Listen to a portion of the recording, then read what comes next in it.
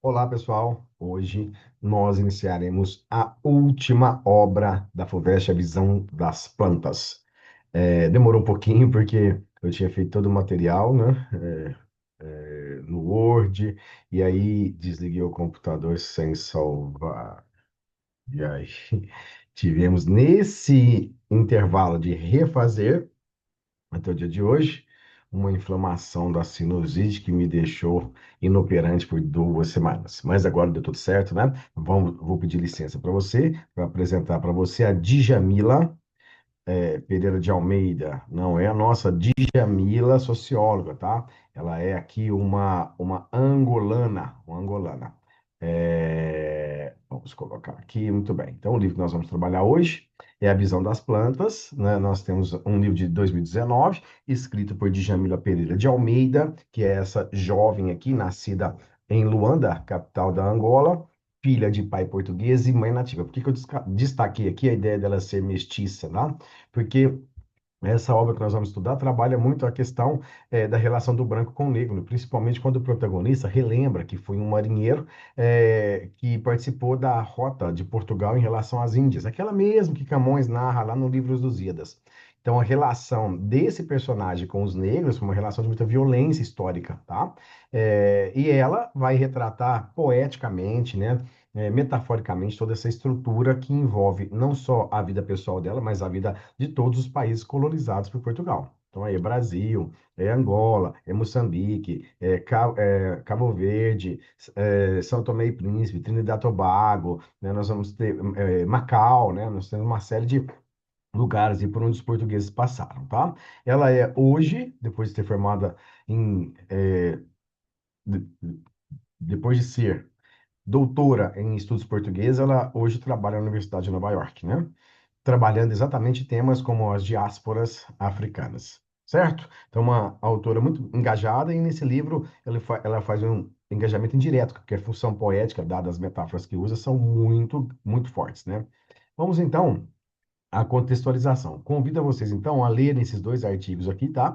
Esse artigo aqui, primeiro, é um revista feito pela Universidade Federal Fluminense a respeito dessa própria obra. Então, aqui, ó, o Diálogo da Natureza e um Pirata. O Diálogo da Natureza é o jardim construído pelo nosso personagem, que é o Celestino, né? E nesse artigo tem um foco, a ecocrítica por uma perspectiva descolonizadora em A Visão das Plantas.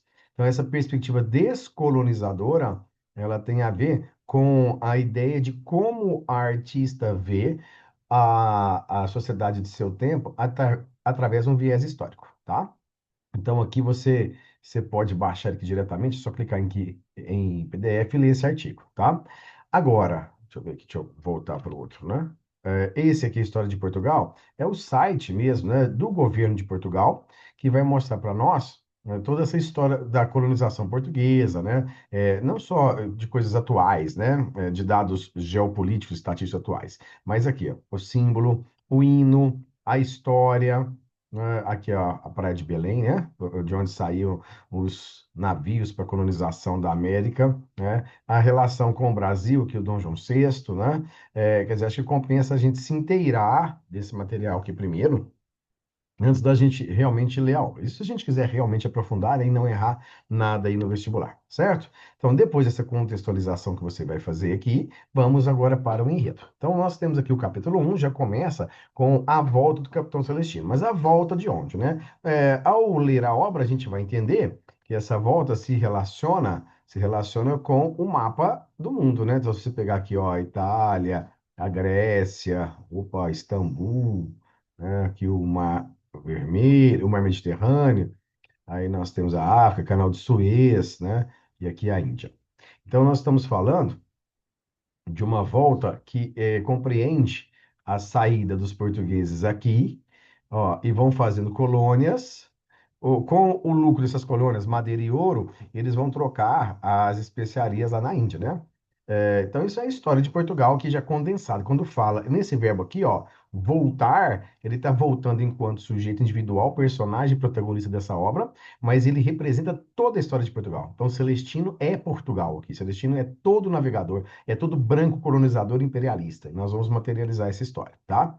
Para você ter ideia desse materialismo aqui, ó, nós temos aqui Angola, onde se passa a história, e aqui nós vamos ter Moçambique, tá? Onde se passam outras histórias também. O projeto português era colonizar Botsuana, que está aqui no meio. Então, se eles conseguem fazer isso, nós teríamos aqui um cinturão nessa África aqui, ó, que seria um atalho para chegar às Índias, né? Um atalho para chegar às Índias. Por que que eles querem chegar até as Índias? Porque no século XII, quando os árabes que estavam na Península Ibérica foram expulsos por portugueses e espanhóis católicos, esses árabes se posicionaram nessa, já eram daqui, né? Se posicionaram aqui no Oriente Médio. Então isso aqui impede que os portugueses façam o contato com as Índias pelo caminho que já estavam acostumados, que é o caminho do mar Mediterrâneo, né? Então, se eles não podem vir por esse caminho aqui até as Índias, esse caminho está proibido, eles precisam de uma rota alternativa. Então, isso dá toda a história marítima de Portugal, certo? Bom, só que voltando para o personagem, quando ele volta já num não lugar, numa distopia. Distopia. O que que é topos em latim? Topos é lugar, né? Uma distopia é um não lugar. Não é uma utopia, um sonho, algo a ser realizado.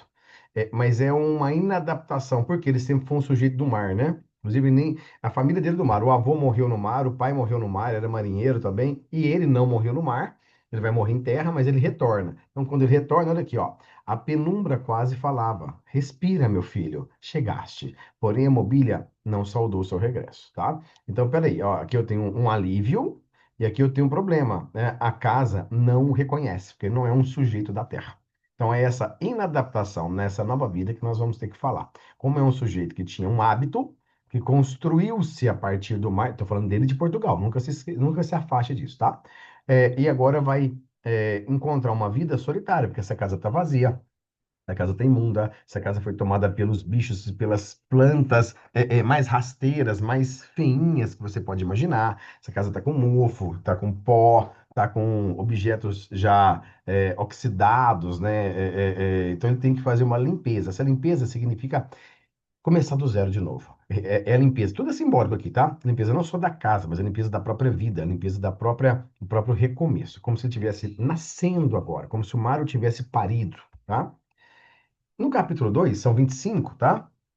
Ele vai fazer isso que eu te falei, ele vai limpar essa casa. E essa casa aqui, ó, essa casa é lugar de morada, tudo é simbólico, lugar de morada. Qual é o lugar de morada em que você primeiro foi habitante, né? É o útero. Então, casa aqui, ó, é sinônimo de útero. Então, ele precisa de uma casa limpa para que ele possa, nessa casa, recomeçar, reconstruir-se. Olha aqui o que ele diz para nós, o que a autora diz para nós. Arrancando da terra as mãos cheias de raízes das pragas infatigáveis. Tirava a água do poço, embebia em solo arenoso, revolvia-se com as mãos, dava-lhe água e tempo. Seu único inimigo, a ampulheta. E aqui a gente vai falar de ampulheta daqui a pouquinho, tá? Tem outro slide que eu retrato essa ampulheta e a importância dela. Mas veja só, ele usa a palavra ampulheta aqui, né? Mas aqui então ele tirou a cama suja em que a mãe morreu, jogou fora. Ele tirou os retratos velhos da família, ele queimou as roupas das mulheres que moravam lá. Ele limpou a cozinha, limpou o quarto, né? Tirou tudo e agora ele vai cuidar de retirar as plantas que não foram cuidadas por ele. Aqui eu tenho outra simbologia. Raízes. Imagina que eu tenho uma planta e tem raiz. A simbologia de raiz indica aquilo que está fixado, aquilo que representa uma história. Então, ao arrancar essas raízes, ele está dizendo, essa história eu não quero mais. Então, no fundo, ele está negando a ideia de imperialismo, a ideia de maldade histórica, né, de alinhamento ao circuito cultural da Europa. A África é o circuito cultural da Europa. Quer dizer, essa raiz eu não quero. Vou plantar outra. E aí ele vai plantar um outro jardim, certo? Então tá aqui, a prosperidade desse jardim aqui, né? Esse jardim que ele vai plantar, ele vai ficar lindo, ele vai ficar próspero, ele vai ter árvores frutíferas, ele vai ter árvores ornamentais, ele vai ter pequenas plantas, flores. Tanto que nessa cidadezinha, que é a cidadezinha de Leiria, possivelmente ela é citada na obra, né? É interior de Portugal, bem pequeno, um vilarejo, né? Ele vai ser conhecido não só pelo marinheiro que voltou, pelas tatuagens que tem, pelas lendas em torno dele, mas por ter mãos boas, capaz de fazer com que aquele jardim exalasse cheiro pela comunidade, pelo entorno, né? Então eu tenho agora, de novo, eu tenho agora outra planta com outra raiz, certo? Então essa raiz agora é uma raiz simbólica na tentativa, né, vamos saber já já daqui, por quê, né? Na tentativa de ser um outro marinheiro, porque ele está sendo gerado na mesma casa, mas com outra perspectiva, com outra raiz, com outra limpeza.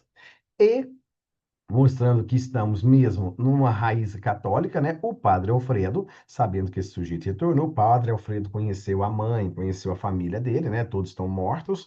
Ele fala: olha, você voltou? Que bom, tal. Então vamos lá na igreja, vamos batizar, né? Vamos confessar, vamos conversar sobre esse assunto. O padre quer a conversão, porque é um cara do mar. Então aqui eu tenho uma grande antítese, né? Terra, mar. Toda a visão que a igreja tem historicamente é que para você ser um navegador, você tem que se imbuir de uma tecnologia de astronomia, de armas, de embarcação, de cultura náutica, de engenharia náutica, para você se dar bem. Então, se você está se imbuindo de todos esses valores que são anticatólicos, você está se afastando dos valores divinos, que é Deus, perdão, pecado. Então, nós vamos interpretar. Lembra do velho de Restelo lá nos Lusíadas? O Velho de Restelo é esse, mais ou menos esse padre aqui, né? Que tenta colocar na cabeça do sujeito que a Terra é melhor, né? Mas a gente já sabe disso e ele também. Então, a situação aqui está dizendo para nós que, quando os portugueses chegaram aqui, estou fazendo um parênteses, tá? Eles colocaram o nome no primeiro local que eles habitaram, né, de Porto Seguro. Olha o nome, Porto Seguro. Porque não dá para você cravar a cruz de Cristo no mar, ela vai afundar, mas na terra dá. Então, terra vai ser sempre positivo, o mar vai ser sempre negativo. Então, o que que ele traz do mar? Ele traz as histórias, ele traz a colonização, ele traz as tatuagens, ele traz tudo que é negativo. E o padre Alfredo está dizendo, então, por causa disso, você deve se voltar para esse elemento, onde está a igreja, certo? E aí, lendas urbanas serão geradas em relação a ele, né?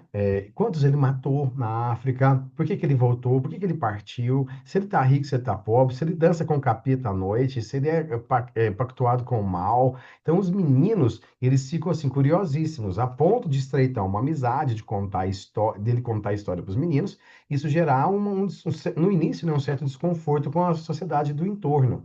Ele passa a ser um perigo, né, na visão dos pais, né, para os meninos, né? Se o Felca existisse aqui nessa história, ele já ia dizer, olha, né, não deixa não, que é perigoso, tá? Mas enfim, não aconteceu nada, porque a gente já sabe que depois que ele está com essa nova raiz, com essa nova casa, com essa nova perspectiva, ele está pro polo do bem. Então ele não faz nada de errado a partir do momento que a gente o conhece. O que há de errado nele? O passado, sabe? Então o mar pertence ao universo do passado e a Terra pertence ao universo presente. Ok? Por isso que quando você lê a obra, você não tem raiva dele em relação à pessoa que ele é. Você tem mais pena. Você tem mais assim um receio. Poxa, um cara tão bom que cuida das plantas, que faz queijo, faz broa, dá para as crianças, conta histórias, sofrido, sozinho, solitário, doente, velho, cego. Por quê? Sim, né? Que pena que a vida dele é tão doce. Então aqui a gente tem de novo essa antítese, né, do doce e do amargo, do presente, do passado, do terra e do mar, tá? Bom, então o próprio padre fala, né? A casa não foi ocupada por um facínora, mas por um homem atrapalhado com os preparativos do seu enterro. Então, me parece que aqui até o capítulo 3 ele vai construir ali um jardim com a ideia de morrer nesse jardim, né? De ser abraçado por essas plantas, por essas raízes. Daqui a pouquinho a gente vai dar um outro significado para essa raiz, tá? Olha aqui, ó, o significado de jardim que eu trouxe para vocês. Olha que bonito. Jardim é o símbolo do paraíso, do cosmos de que ele é o centro, dos estados espirituais. Celestino, então, seria uma espécie de Adão, uma predominância que representa a predominância do reino vegetal sobre os outros reinos, né? Não aparece aqui o reino animal, o reino mineral, então é o vegetal que predomina, né? É o primeiro ser que sai da água e se funda como um anfíbio cuidador. É a cosmogonia, lá como você estudou filosofia, na cosmogonia é o surgimento do cosmos, né? É como se a vida estivesse surgindo ali, né? Ele sai do mar, imagina aquele primeiro bichinho que sai do mar, aquele peixe que cria ali umas patinhas, que vira ali um sapinho e tal, não sei o quê. É o sujeito mais primitivo que nós temos, né? A natureza instituída em seu estado original. Por isso que você não tem ódio dele, porque você já sabe que é possível alternar. Se ele foi mal, está sendo bem agora. Quer dizer, um ciclo, né, da nossa própria vida, tá? Capítulo 4. Celestino, ele conta as histórias para os meninos. Então, esses meninos sentam no entorno, né? Mais para frente eles vão sentar para ver os bichos. Vai ter gato, né? Depois, mais para frente, no início só vegetal, né? Depois vai ter gato, vai ter morcego, né? Na casa dele, né? Ele conta essas histórias de navegação, as histórias, inclusive que ele, para contar, ele usa uma coisa meio bíblica, porque afinal de contas ele está num país católico, né, que é Portugal, tá? Olha aqui essa expressão, ó, em verdade vos digo, tá vendo? Parece uma paráfrase bíblica. Fui-me desta casa para andar ao mar. Quer dizer, então olha só que legal, ó. Esse aqui deixa eu desenhar melhorzinho aqui, né? Fazendo rápido, né? Para que fazer rápido? Ok, ó. Tem a casa e aqui nós temos o mar. O que que ele faz? Ele faz isso. Esse é o trajeto que Portugal sempre fez. Sai de Portugal, vai para o Brasil e volta para Portugal. Sai de Portugal, vai para Angola, volta para Portugal. Sai de Portugal, vai para as Índias, volta para Portugal. Se você pegar uma Cunaíma, sai da Amazônia, vai para São Paulo, volta para a Amazônia. Se você pegar você, acorda de manhã, vai para a escola, vai para o trabalho, volta para casa. Ou seja, aqui nós temos o que o Nietzsche chamou de mito do retorno. Mito do retorno, tá? É, não adianta você ficar milionário e nunca retornar para você se marcar quanto milionário pela comunidade que te viu crescer. Então, daí a importância da raiz. O voltar tem a ver com a marcação da minha existência, né? Então, fui-me desta casa para o mar. Minha mãe deu-me a casaca de meu pai, que é uma outra espécie de raiz, né? É um passado, né? E este cordão de ouro, que é o colar que ele usa. Olhe, vede, metemos dali até a África em menos de um sonho. Então, agora eu vou mostrar para você o que que ele conta para os meninos que ele fez na África. Então, nesse contar de história, nós, leitores, também estamos escutando, não uma narrativa como as crianças estão, porque as crianças são portuguesas ouvindo a história de um português. Então, ele perpetua nas crianças também a ideia histórica de como foi a raiz do passado histórico de Portugal. Só que nós aqui somos colonizados. Então, a nossa visão é uma visão que o que ele está falando para ele é positivo, talvez para nós é muito negativo. Olha a exploração, olha a violência, ó. Vinde a mim, meninos, a mim que degolei gargantas e durmo o sono dos justos. Quereis saber o que matei? Matei macacos e cavalos, serpentes, vespas, um elefante. Um crocodilo do tamanho de uma jangada. Cortei-o em 5 partes, enquanto me ri da fortuna que o colosso me renderia. Ele ia vender isso, né? Matei 10 mulheres, uma delas cortei os pés. Matei um corvo para comer. Raposas, ratazanas. Matei centenas de homens com as minhas mãos e elas não me caíram. Matei os sonhos de um milhar de outros. Queimei cabanas. Um dia mordi o pescoço de um homem até ele arrancar as veias para fora. Espetei uma lança no peito de um amigo. Roubei dinheiro. Arrebentei crânio de um albino contra a rocha. E a seguir, escortejei-o. À hora de adormecer, a mão de minha mãe entrava por mim dentro com uma xícara de leite morno, muito doce, e levava minha mão do sono. Então, ao contar essa história, você está vendo que toda é condensada o princípio de imperialismo, o princípio de exploração da África, o princípio de amputação da vida desses africanos, né? Quer dizer, ele está relembrando uma forma de uma contação histórica leve para as crianças, o que a gente vê na interpretação como uma aberração do comportamento humano. Então, essa obra tem uma importância histórica muito grande, tá? E para você ainda, tem várias filmografias, né? Você clica aqui, você vai assistir ao filme Diamante de Sangue, com Leonardo DiCaprio, né? Que conta a história da exploração africana por brancos em relação ao seio africano que produz diamantes para sustentar Hollywood. Aí é um filmaço mesmo, tá? Que tá toda a ficha técnica, né? Acho que compensa você se imbuir dessa história como repertório para os seus textos, tá? Só um momento.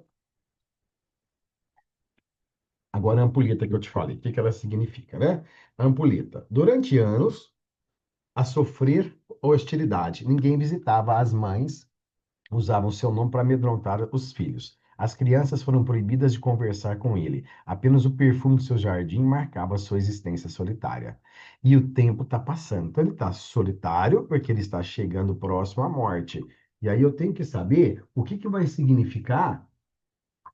Opa, não é a hora de você tocar. Muito bem. O que que vai significar essa ampulheta? Olha o sentido de ampulheta, gente. É a queda eterna do tempo. É o escoamento que gera a morte. Mas também indica a inversão do tempo, a possibilidade, se você virar de cabeça para baixo, né? O fluxo das coisas sofre a lei da gravidade, a menos que invertamos nossa forma de conceber o mundo. É isso que ele está fazendo. Quando ele vem para o presente, está em terra em Portugal, ele está negando o mar, está invertendo a ampulheta e vivendo a outra parte da vida que não foi vivida. Então ele quer uma espécie ele quer propor uma compensação histórica, dizendo: se eu matei pessoas lá na África, agora, olha que bonito isso, muito bonito. Agora eu vou plantar. E cada planta que eu plantar vai simbolizar alguém que eu matei. Olha, gente, eu tô até arrepiado. É muito bonito, é muito simbólico. Nessa forma, a autora nos está dando uma visão não de ódio ao português, porque não tem como ela ter ódio, o pai dela é português. Não tem como ela refazer a história. Então, em vez de fazer uma literatura descolonial, ela está fazendo uma literatura decolonial. Qual é a diferença de tirar ou não o S?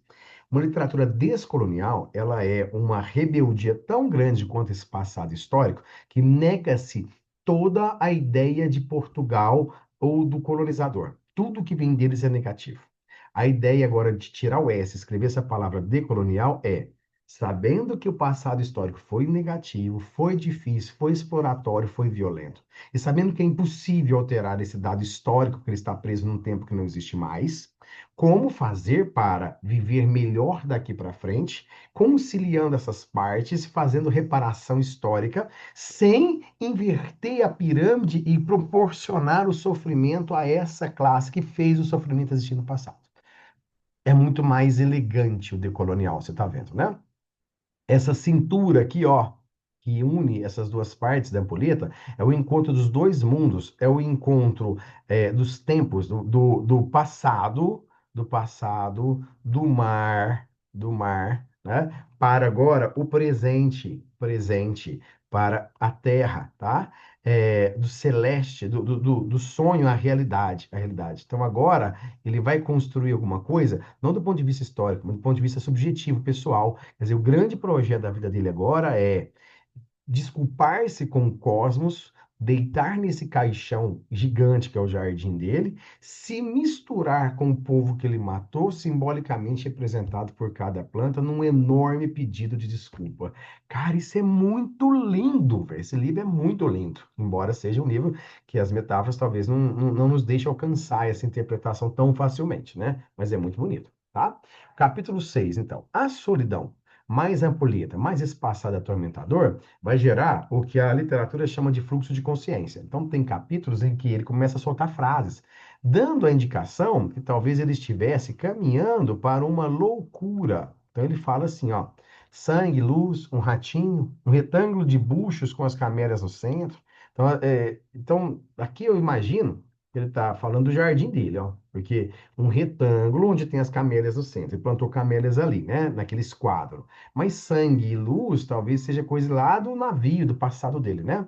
Ratinho, pode ser tanto a transição, né? É tanto ter ratinho no jardim quanto ratinho lá no navio, né?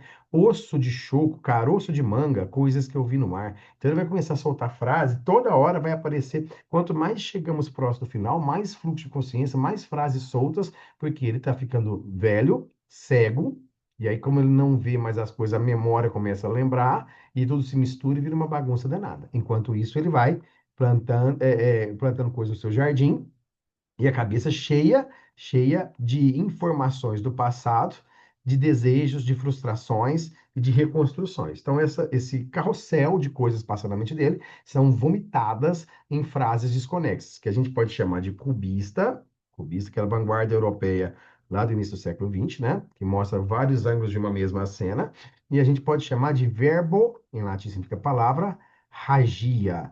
Hemorragia, jorrar sangue. Verbo ragia, jorrar palavras. Uma mente verborrágica, ela pode ser cubista, e se as expressões for muito doidas como essa aqui, pode ser também surrealista. Fechou? Capítulo 7. Ainda sozinho, relembra as rotas da Índia, de 1833. Então, possivelmente, ele deve ter ido nesse ano, que eu não tenho um tempo específico demarcado na obra, né? 1833, né, participado dessa rota. Então, essa rota, como eu te falei, ó, não pode mais usar o Mediterrâneo, né, porque os árabes estão aqui impedindo a passagem, eles vão passar pelas Ilhas Canárias, onde nasceu o Padre Anchieta, que veio para o Brasil. Cabo Verde é um conjunto de 10 ilhas colonizadas por Portugal. Essas ilhas eram usadas para a domesticação dos negros. Os negros que eram vendidos a partir de Cabo Verde, né, eles eram já católicos, com nome de católicos, com comportamento português, com hábitos já aportuguesados. Portanto, os escravos eram mais caros do que o escravo que veio puro da África para outras regiões, né? Aí nós temos o Cabo da Boa Esperança, temos Moçambique, né? Melinde, Mombaça, tudo isso aqui já foi narrado pelos Lusíadas, ó. Depois a gente chega até em Goa e Calicut para trocar especiarias. Então ele relembra, e é nesse relembrar que ele vai, que ele tem os seus fluxos de consciência, né? Reflete no capítulo 8 sobre as suas condições de ex-marinheiro, né? Se o vento o queria vir buscar, sentia-se pronto para lhe fazer frente. Então, esse aqui a gente pode substituir essa metáfora aqui, ó, por morte, né? Então, ele não quer morrer porque ele está cuidando do jardim, ele precisa primeiro passar um tempo se expurgando, né? Ele está passando por uma purificação. Se a gente tivesse aqui uma vida sem o livro, né? Talvez tivesse, imagine, na cultura católica, um padre atendendo a um assassino, o assassino se confessando para ir para o céu. Só que em vez de ele usar o padre, ele usa a natureza, ele usa as plantas, tá? Ó, se for a malvadez plantar a morte, isso aqui é o passado dele, né? Olha a metáfora. Ele está plantando a morte. No passado significa assassinar pessoas. No presente, plantar uma árvore, uma planta que represente cada um que morreu. Descobriria uma casa e não estava pronto para abrir mão dela. Então, ele descobriu uma casa e agora ele vai reconstruir a sua vida, né? Então, a vida é daqui, da casa para frente. É isso que ele está dizendo, tá? Então, ele aprendeu a tomar gosto para a criação dessas raízes, né? Uma experiência nova para ele, porque o mar não tem raiz, né? O mar ele é volúvel, né? Ele é inconstante. No capítulo 9 se mistura, então, já que a gente já sabe que ele vai morrer nesse jardim, né? Começa a se aproximar o sentimento que a planta tem do sentimento dele. Ele é um sujeito que narra a história que viveu sem nenhum remorso, sem nenhuma dor, embora ele queira não mais fazer o que fez, tá? Então ele diz assim nesse trecho: morresse o homem e alforriadas iniciariam a tomada da casa. Então, se esse narrador está dizendo, se o Celestino morresse, libertas, as plantas tomariam a casa para elas. Então, aqui tem uma metáfora do que foi o processo de negligência com os negros africanos, né? As plantas aqui, elas não podem crescer livremente. Elas são cortadas, podadas, elas são direcionadas. Ele coloca um pauzinho, amarra ali uma coisa para ela crescer mais retinha.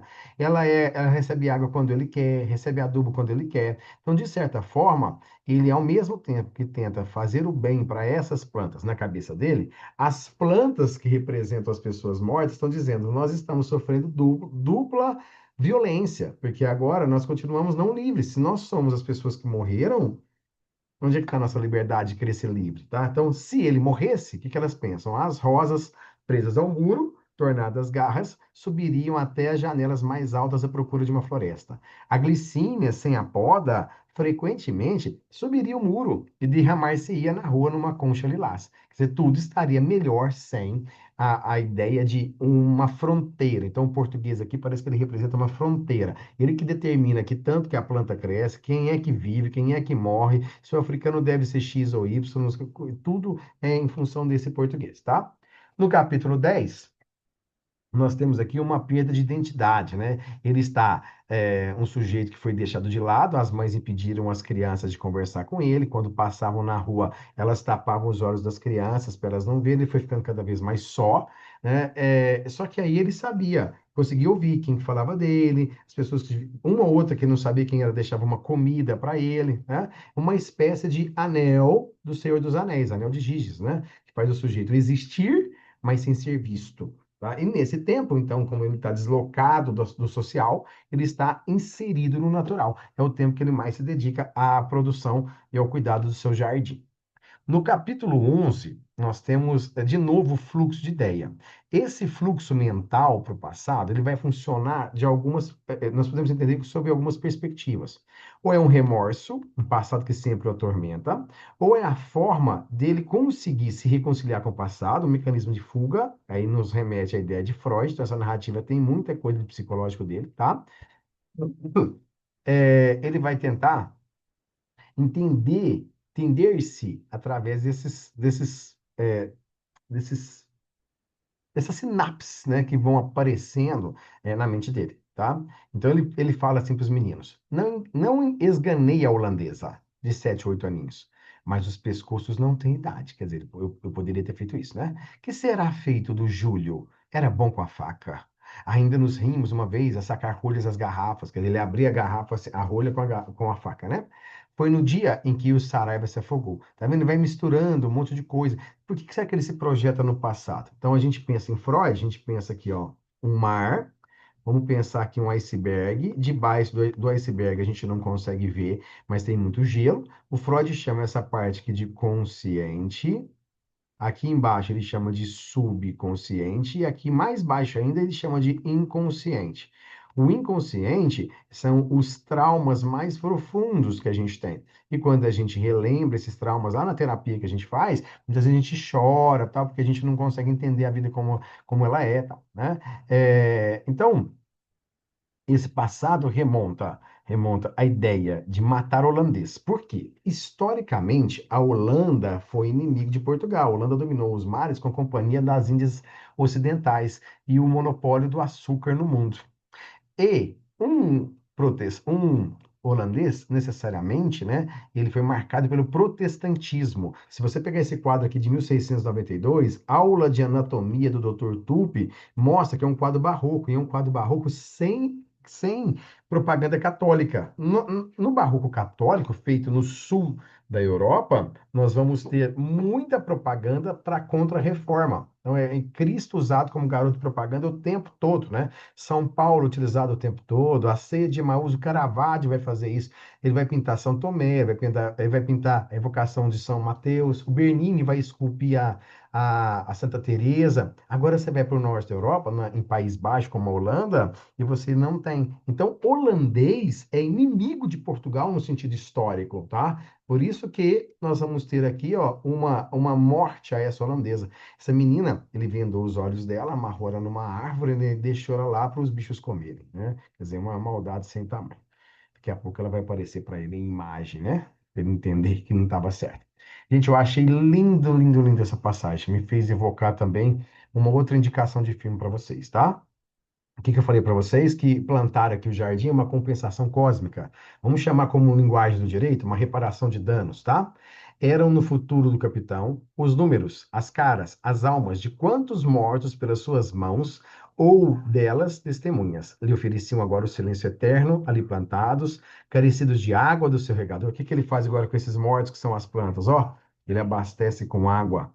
Ele alimenta com o poço, aquilo que era dele, agora ele divide. Olha a diferença desse cara agora. O que que eu estou indicando para você assistir? Sofia Loren, no filme Os Girassóis da Rússia. Teve uma pessoa que plantou um girassol para cada morte que existiu na Segunda Guerra Mundial e virou um campo de girassol. Essa história virou real e aí virou o filme Os Girassóis da Rússia. Muito bonito, né? Muito bonito. Então aí você vê que você está lendo aqui. Você está lendo esse filme. É muito. Olha, eu estou arrepiadíssimo, né? Vou até tomar água aqui, ó. Maravilhoso. Espero que esteja entendendo, né? Vamos para o capítulo 13, camarada. Olha só. A hora da vingança da terra, que é o jardim, a mesma coisa, né? Contra o homem do mar. Ele não supunha que as coisas se tinham agregado para dele se vingarem. Ele achou que ele estava fazendo bem, mas você viu que a planta foi personificada, que as plantas têm uma certa visão sobre que, ó, a gente até agradece essa água, tá, mas ele não está dando liberdade. Ó, nem que chegar a hora da natureza em conjunto de o engolir. Então ele não sabe que embora fosse um desejo subconsciente dele de fazer uma espécie de caixão para ele ser enterrado nesse jardim, projeto de vida dele, ele não sabe que esse também é um projeto de vida da própria natureza. Ainda bem que ele não sabe, senão ele ficaria, né, surpreso. Como assim, né? Quer dizer, nós, leitores, sabemos, né? Então, tudo está caminhando para um processo. Ele quer uma coisa, a natureza também quer essa coisa, né? Que é o corpo dele, né? Então, a morte dele vai ser comum para ele, um desejo comum para ele e para a natureza.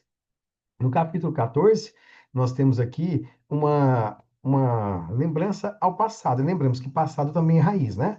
Então ele vai olhar, vai ver que tem o quadro do avô e da avó. O avô morreu no mar. O pai, chamado Nuno, também era marinheiro, ele não conheceu o pai. Do pai ele tem a casaca e tem o cordão, que também são raízes, né? São lembranças, né? E outros flashes que fizeram a vida dele ser como foi. A vida na África, a fogueira, a cabrita assada, a bolha de sangue, tá vendo? De novo, isso aqui vai ser um fluxo de consciência ou discurso indireto livre, tá? Ou narrativa psicológica, também pode ser assim. Capítulo 15. As crianças retomaram a confiança de Celestino, eles voltaram a sentar em volta, porque agora os morcegos tiveram filhotes, e os meninos querem ver como que as mães ensinam os bebês a voarem. Olha que interessante, né? Nós temos um marinheiro que vai ensinar o filho a ir para longe. Nós temos uma mamãe morcega que vai ensinar o filho a ir para longe. Então, nós temos a ideia enraizada no português, né? Que ele tem sempre que se afastar para retornar. Essa ideia dialética de você eh, ir para longe, voltar fortalecido, melhorado, elevado, é uma ideia hegeliana, né? Historicamente construída a partir das oposições e contradições do mundo. Hoje, esse português que voltou, como é o caso Celestino, eu acredito que ele seja um homem melhor do que o português que só foi. O português que só foi, ele continua com a ideia de imperialismo, de preconceito, de violência, de não cultivar nada, de não recomeçar a vida, de não reparar seus danos. O português que voltou reflete a vida. Ele fala: olha, foi importante naquela época, mas agora a gente pode fazer diferente, né? Vamos fazer um jardim, vamos cuidar da natureza, vamos contar história para as crianças, vamos educar nossos filhos. Quer dizer, é outra perspectiva. No capítulo 16, ele já está fazendo queijo, está fazendo broa, arrumou alambique, faz cachaça. Quer dizer, está retomando a vida no sentido português, né? No sentido português, é um português nato mesmo, né? Bêbado tirou-se no rio. Aí, quando ele sobe, quando ele emerge, ele ouve o choro de uma criança. E aqui tem uma coisa legal, não tem criança lá, né? Tem os meninos, mas criança, né? Não tem. E essa criança que chorou, ele acha que é a holandesa, aquela que ele sacrificou lá na África. Então, ele começa agora a ter alucinações. Vai aparecer a holandesa e vai aparecer uma negra que vai ser uma espécie de empregada, escrava, né? Escrava, que vai fazer comida, que vai arrumar a casa para ele e tal. Na vida real, você já sabe, é ele mesmo que vai fazer, né? Mas na cabeça dele, quem está fazendo é essa consciência, né? Essa pessoa que está chegando. Duas entidades que vão aparecer para ele aqui, tá? É, bom, no capítulo 17. Eu coloquei aqui um trecho, né, do Morte e Vida Severino, que virou música em Chico Buarque, né? Essa cova que estás, em palmo medida, é a conta maior que tiraste em vida. Não é cova funda, é cova medida, é a parte que tiraste nessa sua vida. Então aqui, tanto o Chico Buarque quanto o João Cabral, eles mostram que o sujeito tem direito a pouca coisa na vida. Que pena que é assim, né? Quando ele foi negligenciado durante a vida, que pena. Quando ele não foi negligenciado, como ele negligenciou, esse pouco é muito, que é o que acontece com o Celestino. Olha lá, ó. De braços e pernas abertas, pasmado, o capitão olhou as estrelas. Ele estava cavando uma cova mesmo, né, onde ele supostamente seria, ele se enterraria ali, né? Debaixo do seu corpo, a terra acolheu-o no seu calor vivo, clemente. E como morto em vida, ele fechou os olhos e adormeceu. Ele dorme lá na cova. Acorda, não sabe como, né? No seu quarto, no outro dia, já velho e cego. Chovia muito, tinha muito vento. Ele abriu a porta da cozinha, o vento entrou como se tivesse um navio. Coloquei até a foto aqui para você do capitão do navio do Titanic. Depois você assiste ao Titanic e olha essa cena. Esse aqui é o capitão real do Titanic e olha a interpretação do ator no filme. Eles ficaram idênticos, idênticos, né? Não sei se você se lembra da cena, mas Um capitão, quando o navio naufraga, capitão e navio é uma coisa só, eles têm a mesma alma. Então, se o navio naufraga, ele tem que naufragar junto. O capitão fecha a escotilha e morre. Foi o que ele fez aqui na cena. O Celestino fecha a porta e entra para casa. Se a casa fosse um grande navio, né, ele estaria sujeito a um naufrágio. Ou seja, esse capítulo aqui está antecedendo a morte, né? A gente vai até o 25, então a gente está bem próximo. No 19, então daqui para frente é a decrepitude dele, vai ficando cada vez pior. Tá doente, velho e cego. As vizinhas começam agora a ter dó, então agora ele vai ser incluído para a sociedade, elas vão levar comida para ele, vão deixar as crianças retornarem, né, para falar, fazer companhia. E ele cantava balada, para quem não se lembra, baladas são cantigas medievais europeias, geralmente elas são chamadas de baladas porque elas balançam como a onda. São cantigas cantadas por navegadores. Lembra lá no trovadorismo, cantiga de amor e cantiga de amigo, cantiga de sofrimento masculino e feminino? Então ele cantava para quem? Para as únicas companheiras dele, né? Para as plantas, que representam as pessoas que ele matou, né? Ele enterrou suas barbas num limoeiro. Essa é uma expressão, não sei se você ouviu falar esse ditado, mas quando fala assim, ó, fulano, enterra suas barbas, hein? Ou seja, fique esperto, senão você morre. Então, enterrar as barbas significa que a morte está chegando, né? A ampulheta está chegando ao fim. No capítulo 20, ele mostra as suas tatuagens. Ele tira a camisa e mostra cruz de ossos, caveira, tal. São essas tatuagens aqui, né? Que é tatuagem? A gente precisava saber, né? Tatuagens são linhas que se cruzam. Olha lá aqui, ó, na nossa explicação, né? História, tatuagem é memória. Tatuagem é uma identificação com forças metafísicas, porque ele vai ter tatuagem tanto de caveira quanto de cobra, ele vai ter tatuagem de navio, né? Quer dizer, mais ou menos essas que estão aqui no quadro aqui mesmo, né? Então é um rito de uma integração com algum grupo, é um tribalismo, né? E aí a tatuagem que eu te falei, ela identifica o sujeito com o mar, e o mar é negativo. Então a tatuagem, hoje, historicamente, a gente tem uma bronca, quem é muito conservador, não gosta muito de tatuagem, associa isso com marginalidade e tal, porque a nossa cultura brasileira, inclusive, né, colonizada por Portugal, tem a ver com que tudo que é do mar é negativo, Porto Seguro é a terra. Como que se escolhiam navegadores, né? O sujeito ia para as tavernas, bebiam lá, ficava bêbado, caído no chão. A hora que ele acordava, ele já estava em alto mar. Era assim que se escalava marinheiro, não tinha como ele voltar, ele era obrigado a ser. Mulheres, as mesmas coisas. Mulheres eram levadas para o navio para servirem de objeto sexual. Por quê? Porque elas foram raptadas, né, na cidade e levadas. Nenhuma mulher iria se alistar, né? É uma espécie de arte rupestre na pele. E a arte rupestre tem um fator positivo de identificação com o inimigo. Então, às vezes, a gente acha que o cara desenhou uma caveira como essa no seu corpo, que ele é um sujeito que está cultuando o mal, mas ele pode ser um sujeito que está conhecendo o mal para se proteger dele. Então, essa aqui pode ser tanto negativa quanto positiva. A mesma coisa da rosa, quando ele desenha uma rosa, ele pode estar dizendo o amor que eu tive ou o amor que eu vou ter ainda, que eu desejo, entendeu? Então é sempre uma ambiguidade que representa o potencial mágico, místico, enfim, né, um dom qualquer, um totem, uma consagração, uma glória que conseguiu, né, uma fidelidade a um grupo. Então a tatuagem vai entrar no imaginário dos meninos, né? Nos imaginários ela por si só conta um monte de coisas que nossa mente evoca, tá? No capítulo 21, ele sonâmbulo agora passa a ver o que eu te falei, a negra e a holandesa.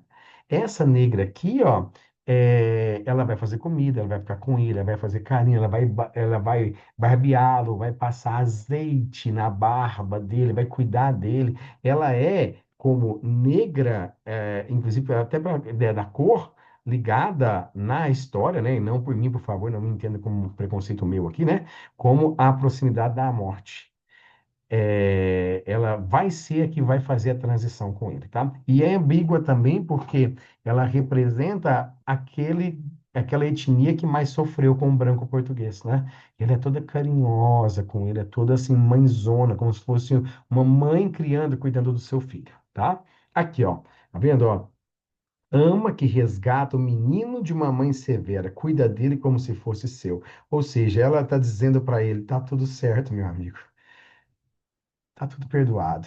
Não vai ter como a gente mudar o passado. Então vamos reconciliar, né? Isso é a decolonização. Nem toda pessoa militante gosta desse conceito. Às vezes tem aquela que prefere, né, a militância mais rebelde mesmo, né? Foi assim que o capitão fez amizade com a morte, tá vendo? Então, a morte e a preta são uma coisa só, tá? Sem saber que o fazia, sem julgar que a chamava. A morte, quando quer, tem toda a paciência do mundo. E aqui uma simbiose. O que que é simbiose? Duas coisas que se juntam e não mais se separam, né? Então, em breve o homem deixaria de ser homem e a terra deixaria de ser terra. Tudo se tornaria uma coisa só. Uma coisa só, simbiose. Ah, vou te dar um sinônimo aqui, ó. Amálgama. Duas coisas que estão amalgamadas estão juntas, né? O tempo dele acabou, é isso, ele morreu. Ó. O tempo lá dizer se venceu ou se perdeu. Mas ele sabe que a partir daquele momento não se pode fazer mais nada. Então aí fica para você julgar. Né? Se você for um cara descolonizador, você vai dizer, ó, que bom que morreu. Português malvado, maldito. Se você for um decolonizador, que pena que o passado foi daquela forma. Mas português, vamos junto daqui para frente agora. Lá, eu e você, a Preta e o Celestino junto, abraçando, vamos junto. Agora é só a gente reparar, a gente aprendeu muita coisa e sofremos. Vamos daqui para frente, né? Um pouco mais suave agora.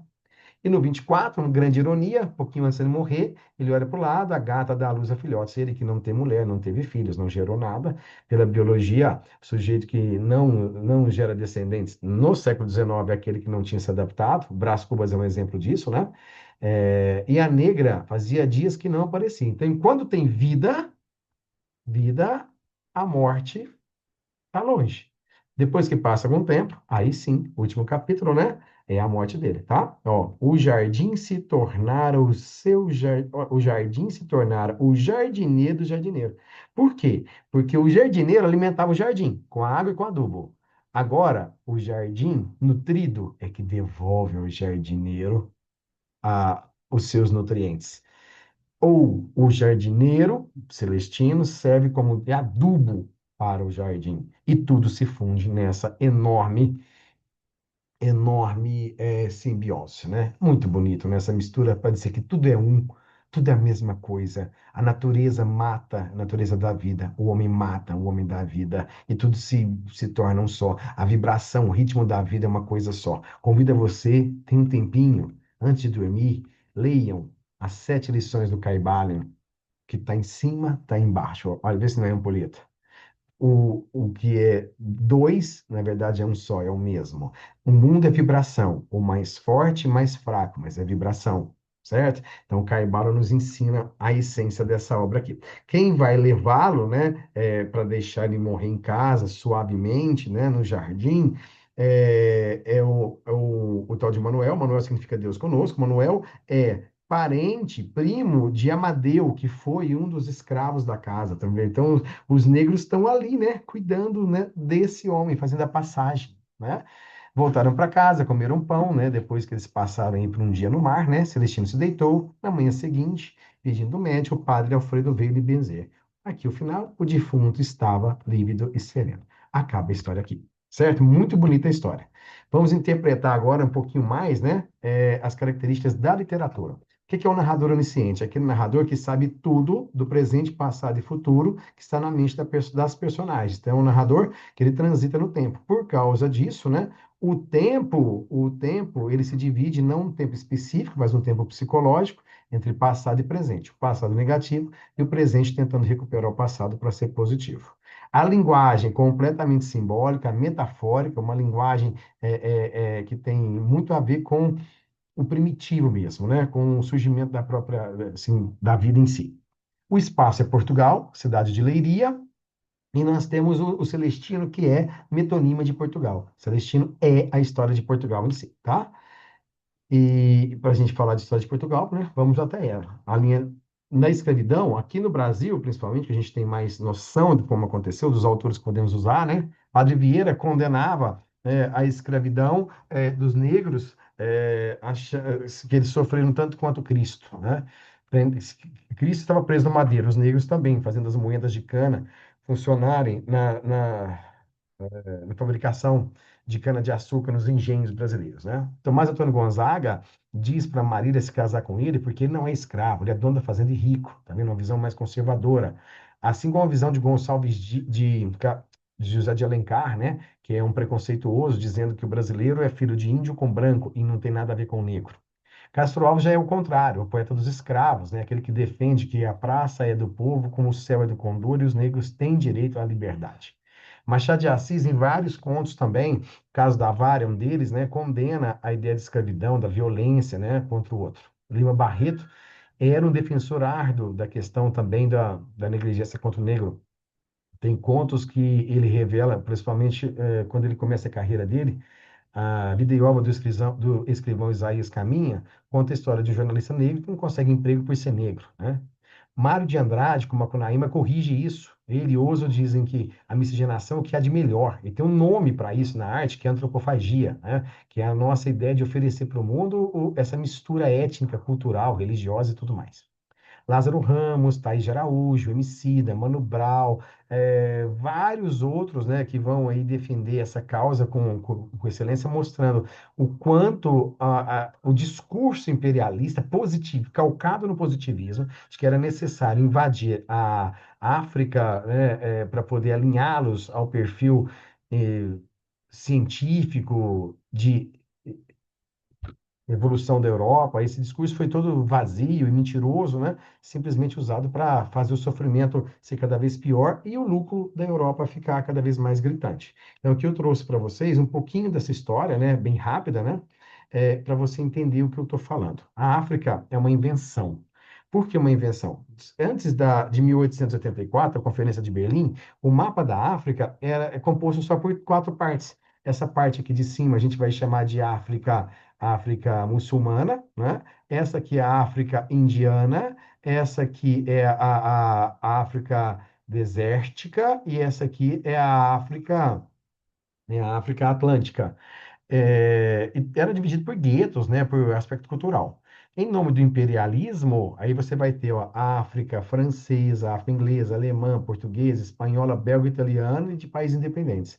E aí, então, essa é uma caricatura aqui, né, deles fazendo a reunião para fazer a ocupação desse território. Precisam de mão de obras e de matéria-prima, né?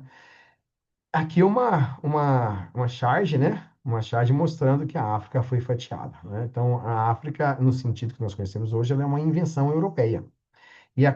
Por quê? Para comprovação do empreendimento colonial, né? Para eles invadirem a África, tinha que provar que eles iam construir coisas lá. Então, fábrica de beneficente de arroz, né? Criação de algodão, de fumo. Aí surgem em Portugal mais colônias, né? As colônias. Então, nós vamos ter aqui tudo começa em 1484, quando eles invadem o continente, ali na região onde é a Turquia, né? Depois, em 1575, chega a Angola. Depois, eles começam a fazer esse empreendimento. Eles não podem só tirar ouro e madeira. Eles começaram a entender que deveriam fazer uma transição para o universo burguês. Deveriam agora criar empresas lá e empregar aquele pessoal com uma mão de obra muito barata, né? Em 1836, a Inglaterra proíbe o tráfico negreiro, porque aí o mundo se torna completamente industrial, precisam de trabalhadores livres com dinheiro para comprar mercadoria. Então, a escravidão acabou não porque o mundo é bom, a Inglaterra é boa, porque é incompatível com o sistema capitalista. Se fosse compatível, os negros seriam escravos até hoje, não tenho dúvida disso, tá? Então, na Conferência de Berlim, 1900, até 1910, né, nós vamos ter o fim da monarquia. Isso aqui é muito ruim para os portugueses, porque eles são muito conservadores, e eles acreditam que isso aqui é um mal. Fernando Pessoa, por exemplo, vai escrever O Marinheiro, né, um livro de teatro, que mostra exatamente esse colapso, né, desse... A própria obra Mensagem dele, né, faz uma homenagem a esse mundo monárquico e navegador, né? E aí, então, os movimentos de libertação, Movimento para a Libertação da Angola, Frente Nacional de Libertação da Angola, União Nacional da Independência da Angola, tudo isso vai gerar a independência do país. E a obra Bom Dia, Camaradas, do Ondiak, fala a mesma coisa numa linguagem agora diferente, porque ele escreve com protagonista infantil, né? Mas mostra esse contexto, né, de um outro jeito. E aqui eu estou mostrando os negros eram vistos como seres inferiores, né, que deveriam ser expostos sem nenhum tipo de ética, eram inclusive levados para a Europa e colocados em museus como objetos a serem admirados, né, pelos brancos, isso dentro de gaiolas, né, e o discurso é sempre que o europeu era bom, que o europeu tinha razão, né, tinha razão. Ok, aqui, ó, dentro de gaiolas, tá vendo? A bondade europeia era, olha, nós te damos comida, nós cuidamos de vocês, né? Quer dizer, uma crueldade. O que que isso hoje nós temos dessa época, né? Nós não temos essa escravidão direta, mas nós temos o racismo estrutural. O racismo direto, individual, a pessoa diz para o negro, não vou te contratar na minha empresa porque você é preto, saia daqui. Quando isso faz, algum filme, cai na net, isso já tem leis, a pessoa vai ser punida por isso, tal. De vez em quando acontece, né? Mas o que mais acontece é o racismo estrutural, que é o imperceptível. A pessoa vai demitir o negro pelo mesmo motivo, só que ele vai falar assim, ó, olha, nós já cumprimos as vagas, né? E nós vamos fazer uma reformulação na empresa. Infelizmente, nós não podemos mais contar com a sua colaboração. Foi muito importante para nós, agradecemos muito. Se precisar de uma carta de recomendação, a gente fornece. Muito obrigado, tá? Pronto. E a pessoa vai sair da empresa achando que foi demitida dessa forma, né? E não é. O racismo está muito forte. Quem vai falar nesse racismo simbólico é o Bourdieu, o Pierre Bourdieu, né? Compensa estudar ele também. Então, aqui, para a gente terminar a nossa aula, eu mostro para vocês a expedição punitiva da Nigéria. Então, nós temos aqui, ó, tudo isso aqui, os dentes dos elefantes, as obras que os africanos faziam, tudo isso aqui foi roubado. Isso aqui, então, estão nos museus. As peças dos museus que referem-se à África estão de fora da África. O maior museu de história egípcia não está no Egito, o maior museu grego não está na Grécia. Então, a gente entende que o museu é exatamente a marcação desse poder europeu mostrando a história dos seus soberanos. Certo? Espero que tenham gostado. Agora podem ir para os exercícios. Bons estudos.